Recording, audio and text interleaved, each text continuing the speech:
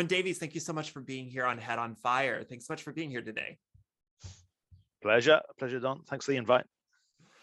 So for folks who don't know you or your work, tell folks a little bit about yourself. Okay, so I'm a historian, social historian, cultural historian of witchcraft, magic, ghosts, magic books, grimoires, essentially the supernatural, religion, popular religion and popular medicine. And I tend to follow this through thematically. So I will look from ancient world to the present. A lot of my research is probably, from the 16th century onwards, but I always draw back and look at parallels into the ancient world, particularly also and the medieval period, but also I'm always interested in global comparisons and also interested in ways in which historians and folklorists, I'm also a folklorist, can draw upon other disciplines and other research, whether it's anthropology or sociology or biomedicine even. I do want to define that term quickly. You said that you're a folklorist. You're the president of the Folklore Society, if I'm not mistaken. Is that correct? Yes, I am. Yeah, I'm currently, I'm 2 years into my 3-year stint as president of the Folklore Society. Well, congratulations, Mr. President. Yes, right. I'm curious because here in the US, at least, most of us do a unit or two or three on mythology. You get your Greek gods, maybe you do some Norse gods here or there. We do a little bit of mythology. Folklore is different. For folks that don't know the difference between mythology and folklore, could you define the term? Well, yeah, and it's different in different countries. Folklore as a discipline distinct from mythology or anthropology. All this is rooted in really quite complex history of how academic disciplines developed from the late 19th century. So in America, folklore is a well-established discipline in American universities. I think some 24 different universities have MA programs in folklore. Harvard does folklore and mythology, for example. So it's very well established. Whereas in Britain, myself and colleagues run the only MA in folklore in England. There's no undergraduate programs, hardly any modules, nothing. And all this comes down to relationships between folklore and anthropology, as I say, as disciplines. So what's essentially happened is that in some parts of the world, anthropology just dominated, and comparative religion and comparative mythology is part of that, which was a strong feature, as you say. And folklore, which is allied, sometimes it's difficult to tease apart what the difference between ethnology and ethnography and anthropology and folklore. But folklore is a broad church which can be based on field work and interviewing, just as anthropologists do, going into the field. It can be based around looking at comparative mythology as well. But also it's based on looking at legends, contemporary legends. So I would say that the distinction between folklore and mythology studies or comparative religion or whatever is in a sense in the broadness of what comes under the umbrella of folklore. And that's what I find quite joyous about folklore, is that you could take so many divergent paths in it and you're still doing folklore. You've spent so much of your career studying and writing about witchcraft. I'm curious about what about that subject fascinates you academically? Yeah, it's a question I get asked quite a lot. How did you get into studying witchcraft and magic as well? It's always a difficult, it's sort of organic sort of process. I guess one strand of it would be being interested in reading fantasy novels, early on as an early teen, wanting to know where some of these ideas and thoughts came from, particularly the authors that inspired me from the fantasy world, which are people like Ursula Le Guin, Alan Garner, Jack Vance as well, actually, as a science fiction sort of folklore crossover there. So part of me was just kind of stimulated by I think fantasy literature as an early teen, and then studying history, just being generally interested in folklore and ideas of mythology as well, which obviously a lot of those fantasy authors actually pick up on ancient Greek, ancient Norse mythology in particular, and so wanting to know more about that. And then as an historian, thinking about the importance of these beliefs right into the present. So go back 30 years and the idea of history of witchcraft was very much considered to be an early modern topic, early modern 1450, 1750, and that was it. So, the idea of studying the continued relevance of belief in witchcraft and magic in the Western world was considered to be a matter of folklore, not history. And I remember, struggling as a early academic to get people to take it seriously, because I was studying 18th, 19th century, 20th century witchcraft and magic, and say this is just as relevant. Go back 150, your great grandparents were very likely believed in witchcraft, very likely may have known someone who was accused as a witch. At that period, they might not, there's no laws against witchcraft, but it's relevant. It's relevant to our ancestors' lives quite more immediately.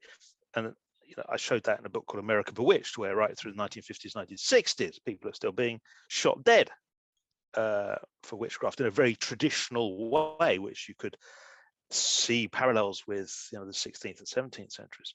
So yeah, part of me, a lot of me, is inspired by the idea that the supernatural is just as relevant and present today as it is in the past, and that it's just as important to study it and research it and explore people who still engage with those forms of belief.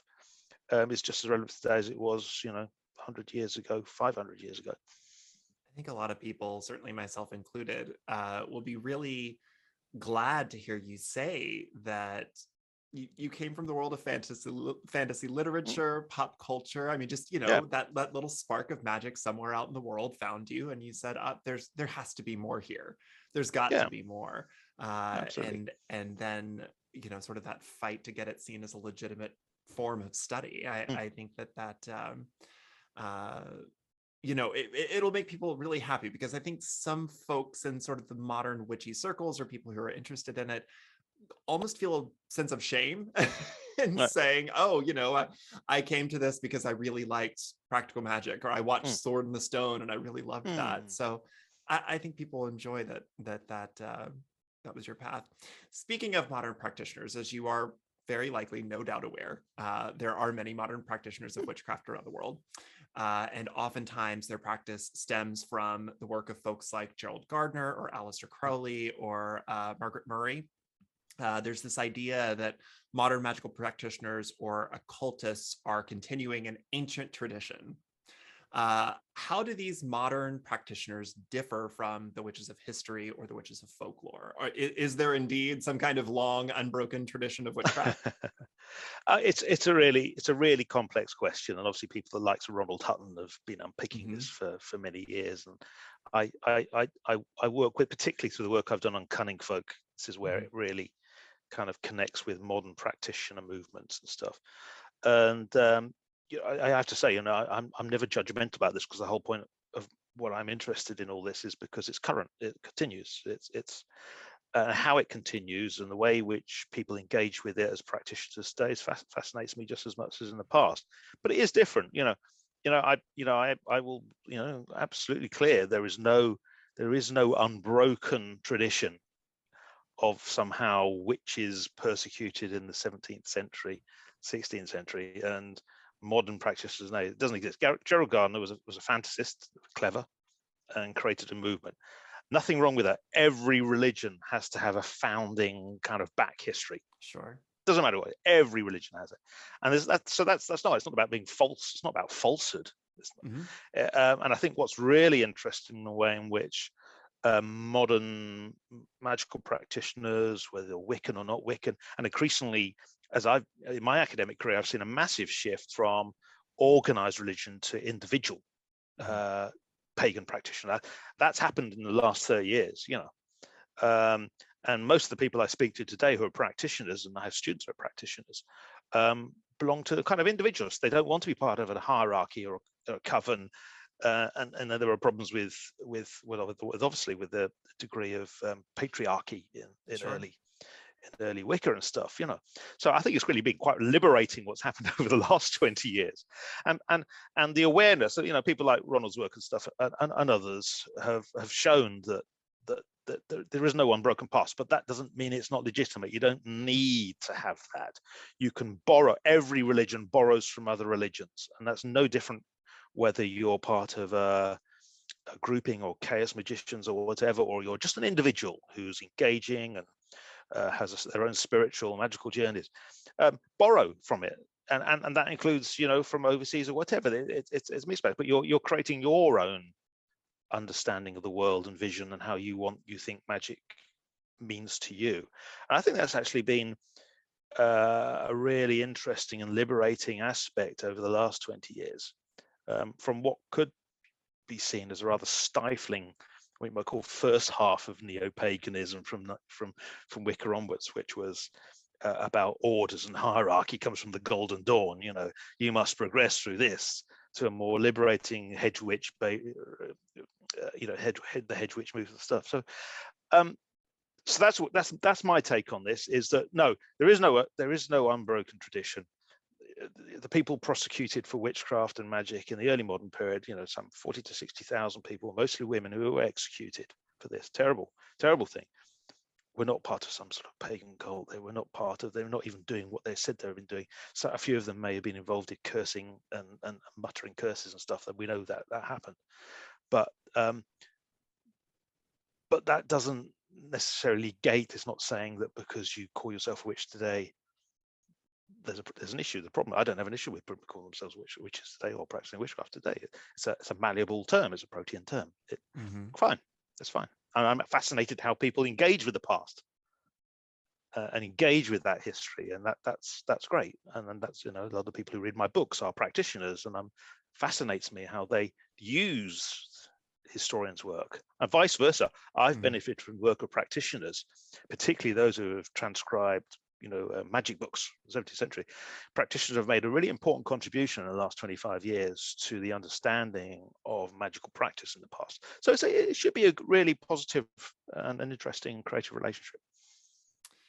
You brought up the witch trials and what some used to call the burning times, and I have many headaches over that term. It's the Murrayite theories, the 9 million women, and all of the things. Absolutely. But I am curious, because there's this idea that many of the witches, or many of the people who were burned as witches, or who were prosecuted for witchcraft, were actually folk healers, or practicing medicine and things like that, midwives. To your knowledge, is that based in fact? Was this a great battle of doctors trying to drive out the folk healers? No, this is a persistent.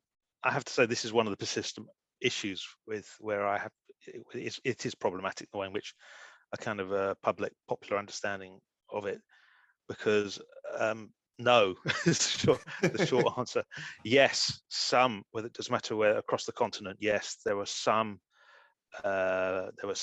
midwives, there were some cunning folk, wise women, wise men, however they're called in different countries and different cultures. Yes, a small minority. In general, overall, there are regional patterns and differences, but in general, a few were caught up. And mostly they were caught up in the witch trials when they were accused by their clients. In other words, someone who went to a cunning person, wise woman, or whatever, and said, "I'm bewitched," and they forked out a week's wages on a charm or whatever, and then things got worse, and they go back and said, "Oh, I just paid you 5 shillings. Why am I still worse?" And then the thing is, well, you probably didn't carry out the ritual well, or whatever it happens to be. And in the end, after they've been sponged for all their life savings, sort of thing, they go, "I think you are bewitching me to take my money," etc. So quite the small number come from that kind of transactional relationship. In an English context, I've just been working recently, looking at this actually. There are a few cases where, under English law, which is also obviously American common law, into the 18th century. A few, because there's a line in the Elizabethan Act of 1563 and then the King James version 1604, which says that you could be prosecuted under the Witchcraft and Conjuration Act for detecting stolen goods and property. And so you do get a few trials which come of targeting astrologers, in particular astrologer physicians, but that also includes cunning folk dabbled in astrology. I've not come across one that was successful. In other words, they would go to court and they would say, well, I've just published this book on astrology. No one stopped me publishing this book on astrology. Why am I guilty of a capital offense when I've just been allowed to publish this? So those don't work. So they do get caught up in a small number of cases. Now, whenever I have this discussion, people then go, oh, what about Iceland? What about Finland and Sweden? Yeah, that's a different issue there, because these are about that cultural battles between indigenous populations and, in a sense, Europeans. So you do get a lot of trials in Sweden and Finland against Sami shamans and indigenous shamans for practicing magic. Yeah, that happens. You can see a similar thing going on a bit in Iceland. But those are discrete and different things to the bulk of the trials, which are in Central Europe. That's where the bulk of women were tried. So yeah, no, it's a persistent. A lot of that myth comes from second wave feminist literature, from Barbara Ehrenreich in particular, which is very widely read in the 1970s. You still see it floating around the internet. But any historian of gender, any historian of witchcraft will say exactly the same thing as I'm saying about this. No, it's not a persecution of midwives. No, it's not a persecution of female healers. It is, the witch trials are a misogynistic and patriarchal act targeting what are seen to be the most vulnerable people, susceptible to the wiles of the devil, and that's very gendered and that's very misogynistic, patriarchal. But the facts are that no. Sorry, that's a long-winded response to your thing, but it's out there so much. It is, and I think I've said this before a number of times, that I thought we were getting somewhere 25 years, and social media came along, and all these things just have become all over the place again. You just kind of go, oh, God. Well, and I think that's one of the reasons I was so keen to have you on, because I've been in witchcraft spaces for 20 years now. I'm very old, and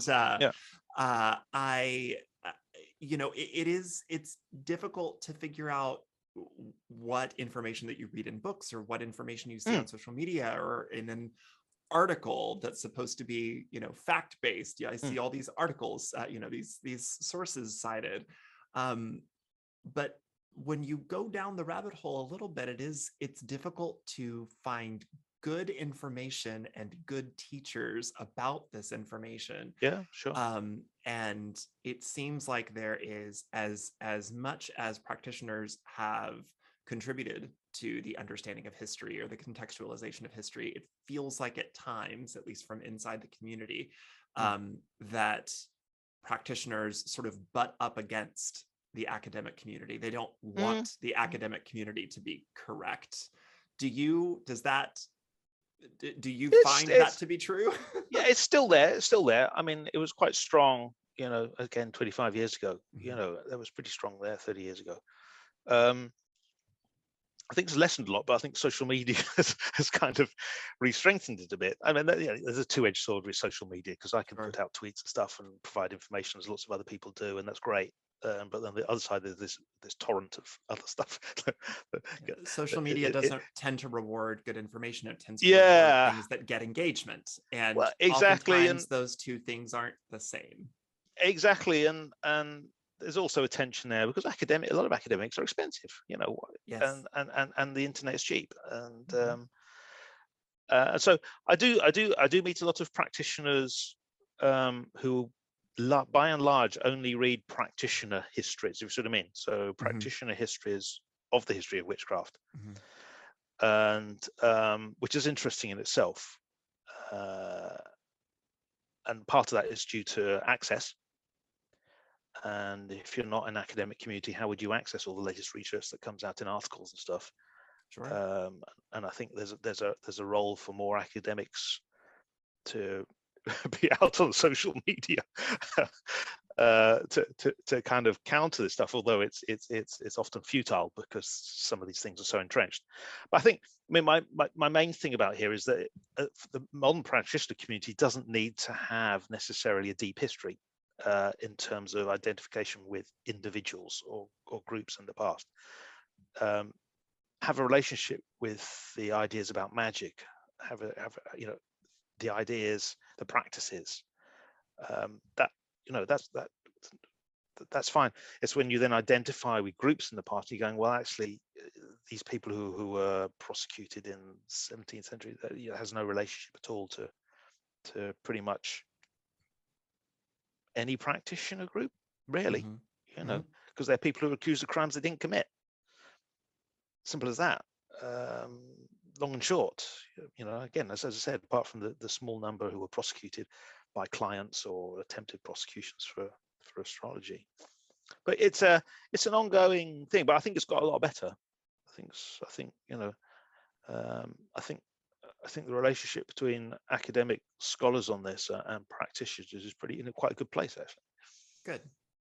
I want to ask about labels. You actually brought this up earlier, and it's a great line of questioning. You said, your grandparents, your great-grandparents probably knew witches, probably, went to witches or something, or sought their help. There are a lot of people, half of my family is from Appalachia, West Virginia, the Ohio River Valley, that area, where you would have, granny magic and that kind of thing.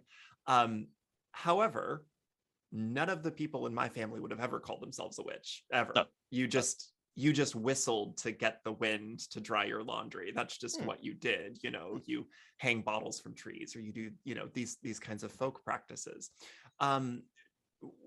Let's talk about labels for a moment. Do labels help? Do labels hurt? How do you properly create a label for folks who would have never called themselves a label? I mean, is it even fair to sort of project a label onto folks who wouldn't have called themselves that? Yeah, that's an interesting question. I mean, obviously, the big one is, if you call yourself a witch or whatever, or what sort of witch you're talking about, sure, in historical context, and that follows on from what we've just been talking about. And there were people called 17th century labeled white witches. Yep, so absolutely. To call yourself a white witch, that's a historic term, and it was used 400 years ago. It was used 100 years ago to talk about cunning folk and wise women and conjurers and stuff. But as you say, there's a whole bigger world there of what I call popular magic, or you call it folk magic, or whatever. In other words, there are specialists, and they are particularly specialists on witchcraft or detecting or use astrology, or they might have expertise in herbal medicine. They're often learned, or they say they have powers from the fairies, or they're seventh sons or seventh daughters, or they're learned from book magic. And then there is a whole world of ritual spells which are communally owned, in a sense, and call it folk magic, call it popular magic, or whatever. And that's commonly owned. That's passed down orally. Sometimes it's people who write it on the fly page of a Bible, and obviously in the 19th century, and particularly good American examples like Long Lost Friend or whatever. It's written down. It's written down. It's printed. Got my copy right here.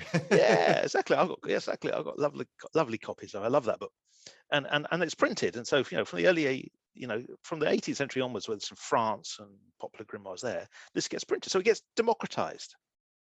So for some things, you still rely on the practitioner, the expert, the cunning person. There are some things you wouldn't possibly do unless you've been to them. And at the same time, there are lots of forms of rituals and stuff that people just perform because they knew about it. It had been passed down. You just say granny magic. It's a nice term, or grandpa magic. And those are passed down. They're held in communities, lots of herbal remedies, herbal magic, simple astrological forms of when you do things at certain times, those sorts of things. And again, increasingly the 18th and 19th centuries, people resorting to cheap, popular books, like Long Lost Friend or 6 and 7 Books of Moses or whatever. So it's kind of DIY. It's DIY. So the whole idea of modern practice is in a sense an echo or continuation of the past, where you took information where you could, and you made what sense of it you wanted. Talking about sources and research, how much do you see the presence of circulating folklore, such as like a magical practice as evidence of that practice versus having a historical document that presents an account of a practice as evidence of it, like a trial record, where the motivations might be muddled due to coercion? Again, it depends what you're arguing, because the literary archive, whether it's manuscript or printed, is only a tiny representation of the diversity of beliefs, traditions, rituals, or whatever, which are passed down orally. So, I am a historian and a folklorist, and so in some senses I will prioritize what is the evidence, what is the archival evidence. This comes into play particularly when it comes to the material culture of magic and building magic, and the idea of concealments in buildings, apotropaic or whatever. And I have done, and worked with a colleague, Kerry Holbrook, and about what is the evidence for a practice which has been assumed in the 20th and 21st centuries about the past, but there's a gap between the actual practice as archaeological and what modern interpretation is.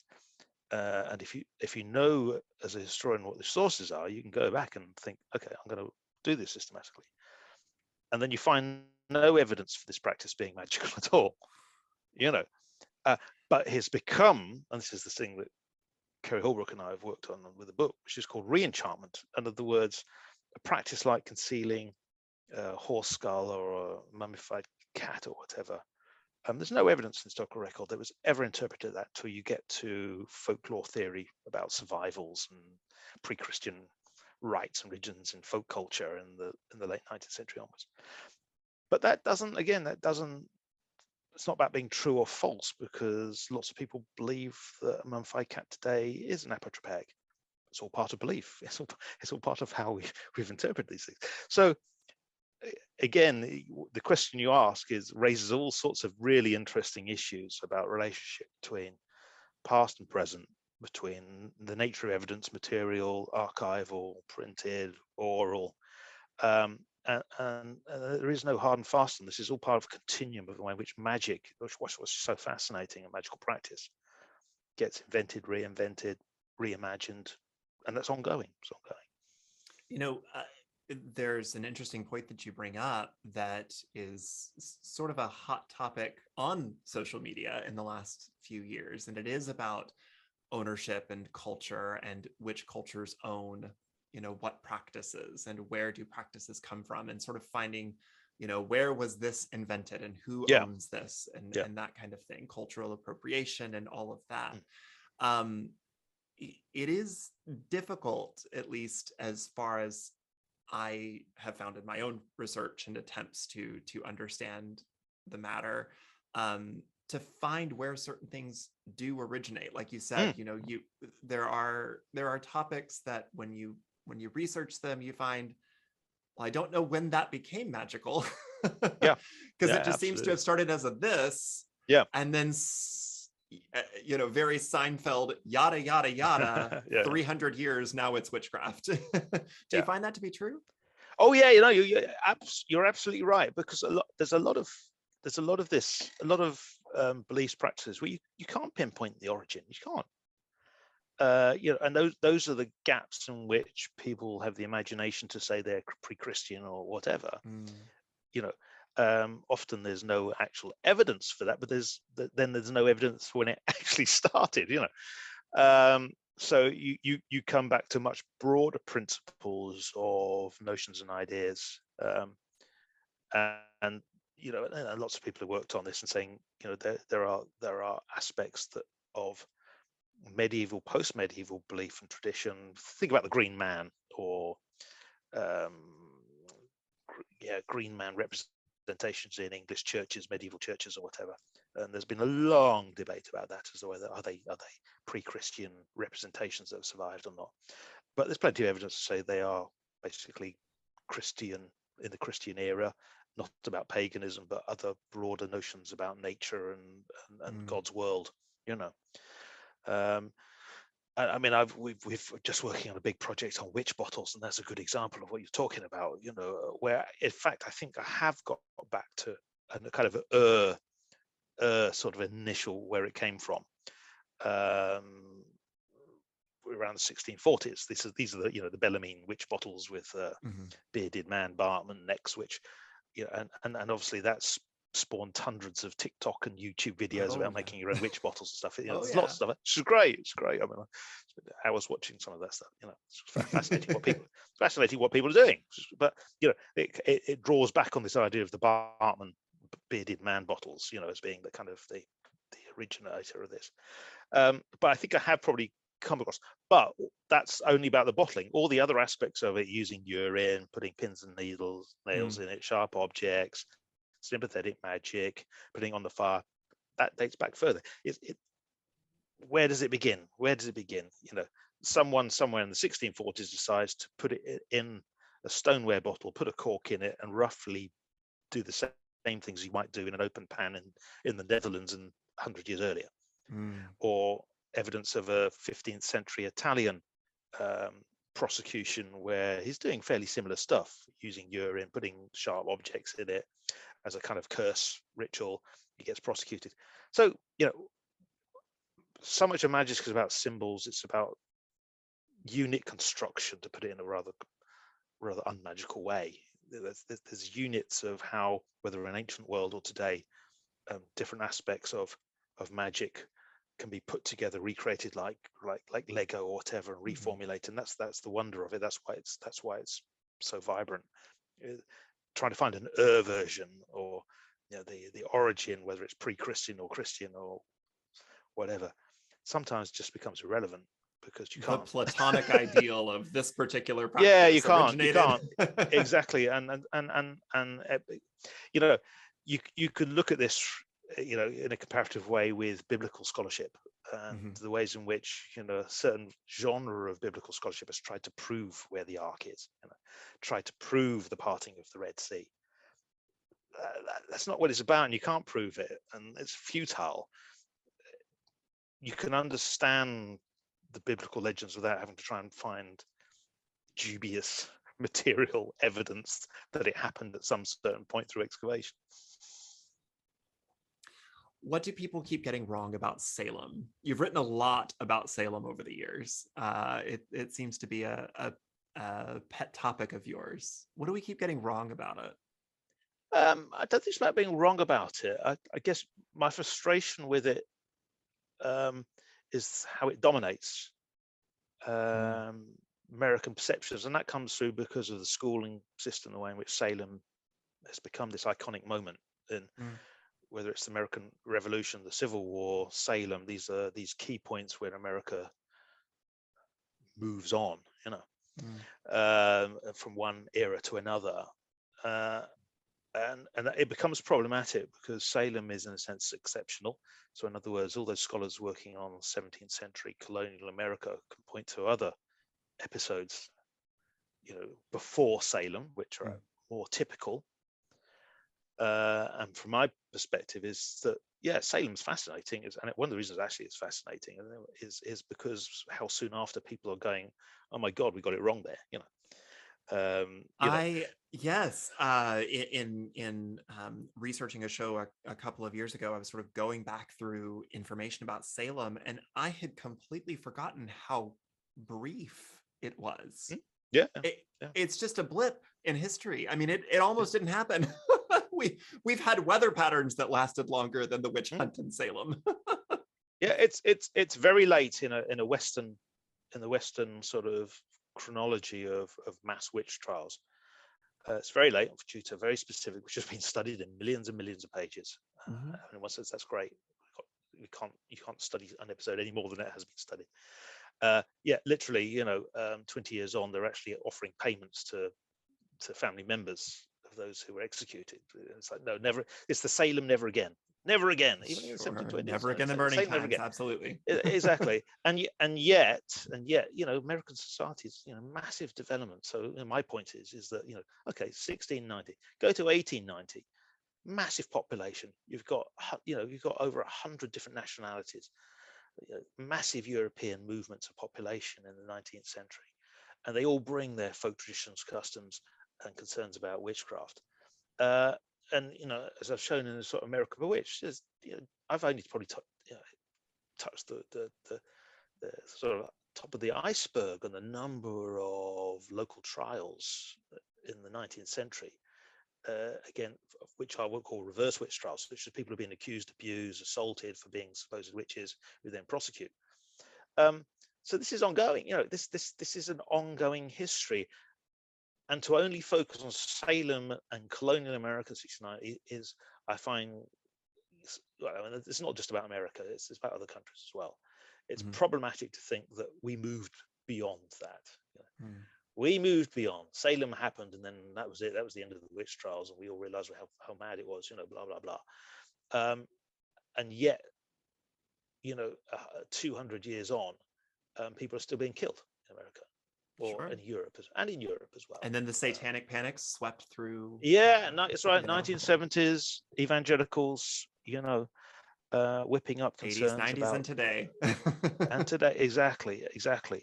And how far are we from people being, I kind of did I put out something on social very briefly, and I took it down because I didn't want the hassle.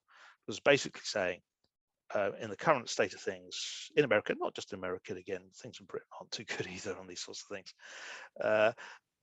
Basically saying, if someone, if a leading American politician, we won't name names, basically said, we've got a problem with witches in our communities today, you can imagine within weeks there will be abuse, problems across large swathes, millions of people.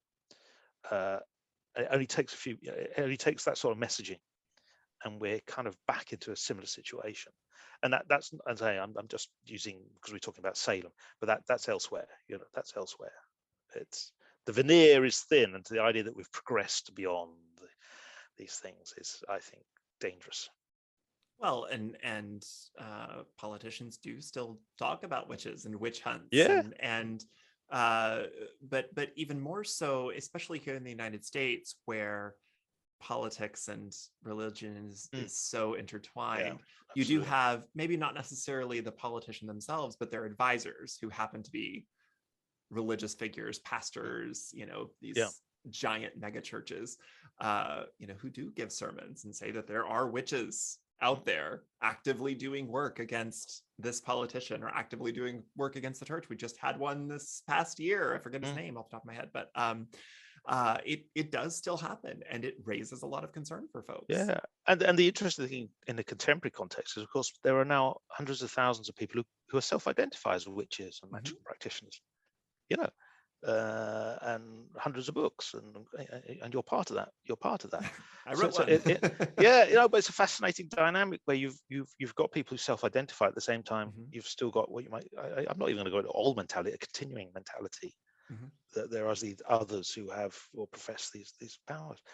So it's all this is still current, and yet the context changes from people who are, in a sense, part of a supposed conspiracy in the past, and that's what led to the laws against witchcraft. It's about conspiracy, and yet here we are today with other conspiracies, 5G or American elections, or whatever. And you can see the parallels there, and going, there's this whole community of people who are practicing magic. At what point does that cross over and start well, I think you're correct. The context is important, and like our earlier chat about labels and of saying that people are witches, or what words people would choose for themselves.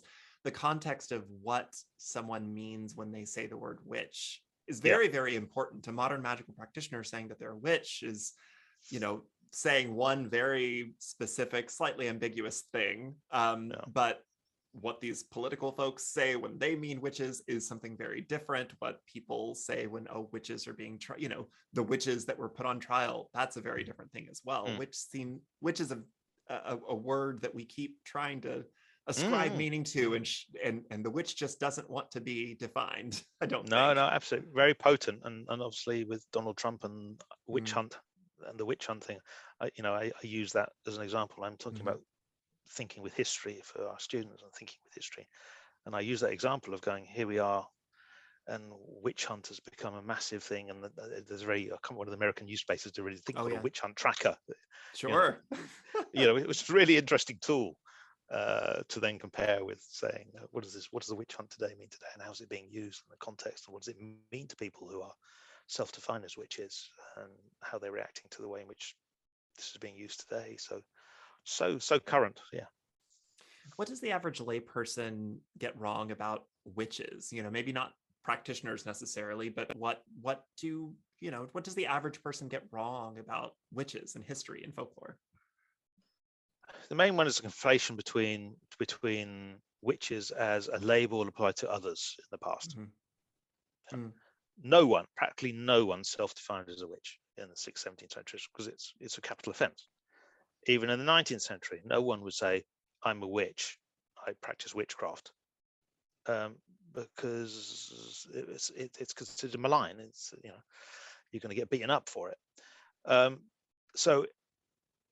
But there are these people called cunning folk, or conjurers, or wizards, or magical practitioners, or folk healers, or whatever. So people are doing stuff, lots of stuff, providing lots of magical services. They're not identifying as witches. They're not calling themselves witches. Occasionally they get accused of witchcraft. And that conflation continues as very strong today, still. And I think kind of does a disservice to those accused in the past. And at the same time, neglects the importance of magical practitioners in the past as well. You see what I mean? So yeah, those who are accused and executed are labeled as for doing crimes they didn't commit, and at the same time, there's a large group of people who are also maligned as supposed witches by witch hunters and governments, who are actually doing good things for communities, as they see it. And then you have folks like John Dee in the court of Queen Elizabeth doing whatever she wanted. Well, yeah, for an elite, but for the vast majority of people, it's your local cunning folk who's probably about, maybe in your village, but maybe 5-10 miles away, who's going to deal with your love problems, who's going to detect the horse that was stolen, sure.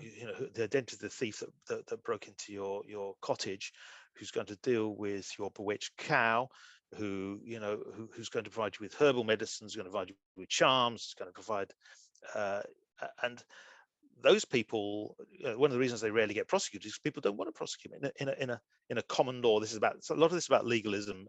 Mm-hmm. In American and Britain's common law, it requires an accusation from someone to go to a magistrate for it to end up in court. It doesn't happen very very occasionally, because people value these people in their communities, but they're not witches as they understand it. That's the challenge. And that doesn't mean I don't have any issue with someone calling them self-defining as a witch today, because many of them self-define and go, actually, I'm a cunning person. And the term white witch provides this sort of, bridging terminology.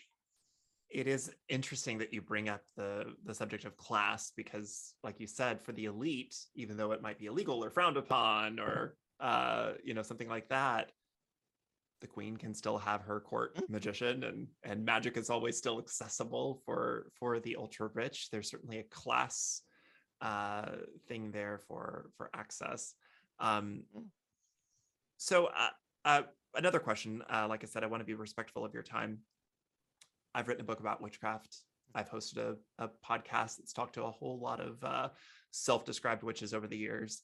And I am asked a lot, if somebody is brand new, if they have read their own fantasy books and they have seen their movies, and they are also inspired to find a little spark of magic out in the world, where do they start?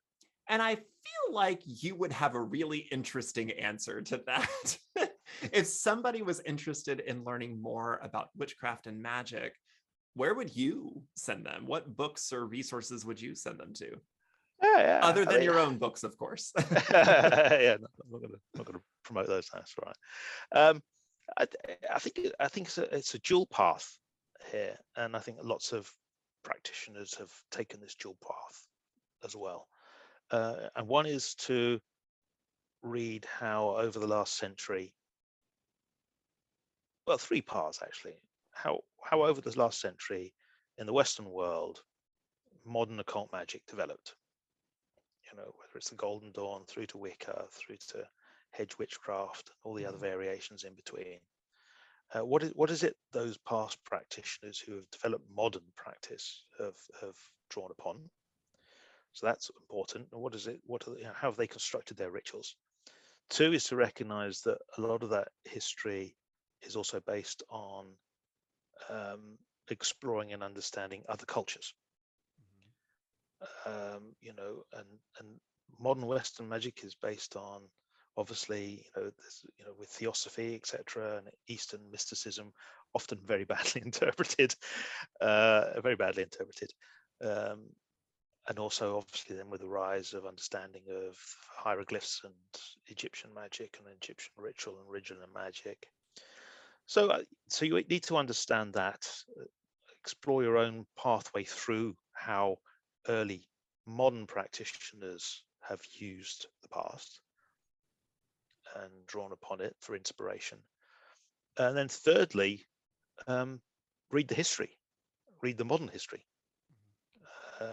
Read what modern historians and anthropologists are writing about the meaning of magic, have contextualized the early practitioners, contextualize and understand interactions, quite going back a long way between European culture and Eastern cultures and African cultures, which is a long history which doesn't get explored that much.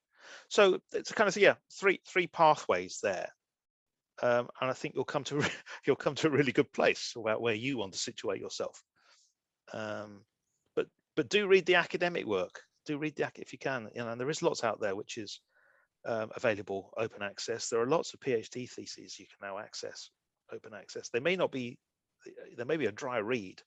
And that is an issue. And I mean, I've had that in the past. I have to write academic books because I have to submit to research assessment exercises and government exercises. Publish or perish. I have to write.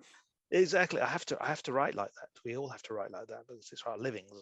Have you tried writing like that while doing a TikTok dance? Have you? Yeah, but I haven't got to TikTok yet. No, I'm a bystander on TikTok. But yeah, so it's those three ways into it. I would suggest, and I think a lot of practitioners come there naturally anyway, to that position of. What do you think magic is? I can't answer that one. Oh, can't answer that. Listen, my editor, I wrote a whole draft of a book and I didn't want to define it. And she's like, you have to. And I was like, I hate you. So you have to as well. Yeah. Because you're the expert here, sir. Yeah, no, I mean, I wrote a book, whatever, 10 years ago, called Magic, A Very Short Introduction. Mm-hmm. And you also wrote a book called Paganism, A Very Short Introduction. Yeah, I did. That's right. I did both. Yeah, exactly. I probably can't say any more, 10, whatever, 12 years on, I probably can't do any better than that. Because it is a matter of perspective. Mm-hmm. And all I can do is set you out the context. That's what I do. I set out the context and say this is how magic is understood in the past by different cultures, different groups at different periods at different times. How you personally understand it is kind of up to you. And in one sense, great if you're going to be informed by all those different historical, cultural parameters and perceptions. But lots of people will come up with their own definition quite individually out of their own imagination. And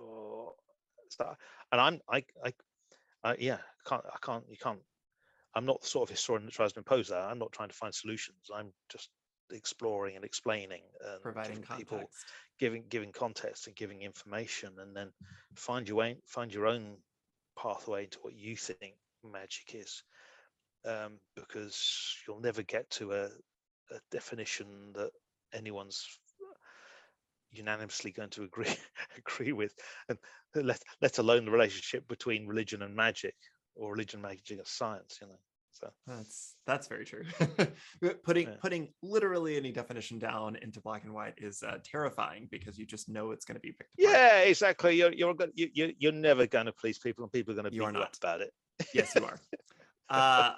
You have studied witchcraft and magic for a very long time. Have you ever done any yourself? And if not, do you have a favorite spell that you've read? No, I mean, I'm not a practitioner. Uh-huh. I do keep a few items. So I have 3, for example. I have a collection of charms, particularly some of it most comes from research and stuff. For particularly First World War research I did on soldiers' charms and talismans and stuff. I do have 3 echinoids, which are 3 fossilized sea urchins on the windowsill, just as carrying on a tradition which is about protection. And I have in the past had a reproduction of a Welsh cunning folks charm from the early 19th century, which I did put above the threshold. So I'm not divorced from it, although I'm not a practitioner, put it that way. Do you believe in it? Do you believe in magic? Well, that comes back to what is magic, isn't it? Sure. Put it this way, I don't practice magic.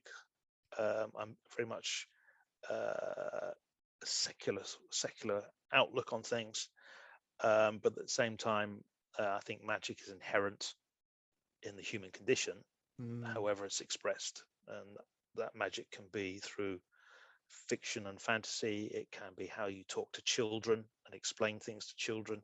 I think that's one of the more fascinating aspects of how magic is inherently human. Is people who explain to their kids. I don't have kids, but people who explain to their kids about why does an airplane work, daddy or mummy, and then you come up with some ridiculous explanation which bears no relationship to aerofoil engines or whatever in engineering. So in other words, people resort to magical explanations. People want to have a magical. Why we see such a resurgence in UFO interest? I've been through all that before in the 1970s.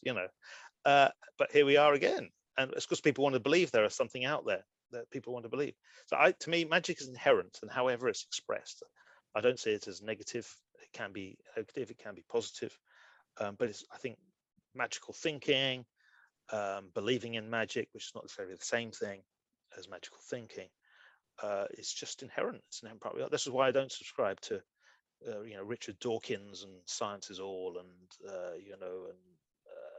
religion is evil, and we must quash religion and magic because we're in an age. It's rubbish. Where science can be as much a matter of magic and belief and religion as science is part of. Magic is a part of science in the past. So long-winded, which shows you just how difficult it is to talk about magic.